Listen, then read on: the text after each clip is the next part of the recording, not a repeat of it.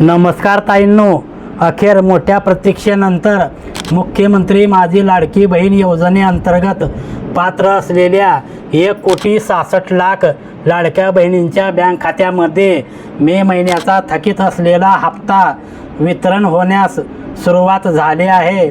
10 तारखेला आपण अपडेट पाहिलं होतं की निधी वितरित करण्यासाठी एक GRच्या माध्यमातून मंजुरी देण्यात आलेली होती आणि आता लवकरच पात्र असणाऱ्या लाडक्या बहिणींच्या बँक खात्यात मे महिन्याच्या हप्त्याचं वितरण केलं जाईल अशी शक्यता होती।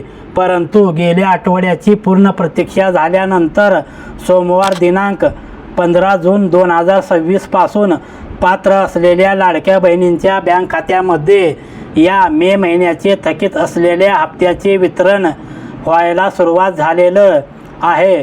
ताईंनो, एकंदरीत आपण जर पाहिलं तर ज्या महिला लाभार्थ्याचे फेब्रुवारी, मार्च आणि एप्रिल महिन्याचे थकीत असलेले हप्ते त्यांच्या बँक खात्यामध्ये येतील अशी शक्यता वर्तवण्यात आलेली होती, परंतु अशा प्रकारे कुठलेही थकीत हप्ते खात्यामध्ये जमा न करता मे महिन्याचा थकीत असलेला हप्ता पात्र लाडक्या बहिणींच्या बँक खात्यामध्ये जमा होण्यास सुरुवात झाली आहे।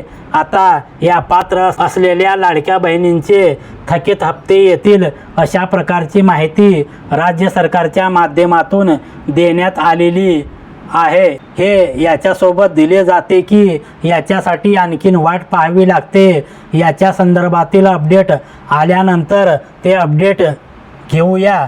सध्या तरी मे महिन्याच्या थकीत असलेल्या हप्त्याचे वितरण व्हायला सुरुवात झाली आहे। जास्तीत जास्त लाडक्या ताईंना ही माहिती नक्की शेअर करा। धन्यवाद।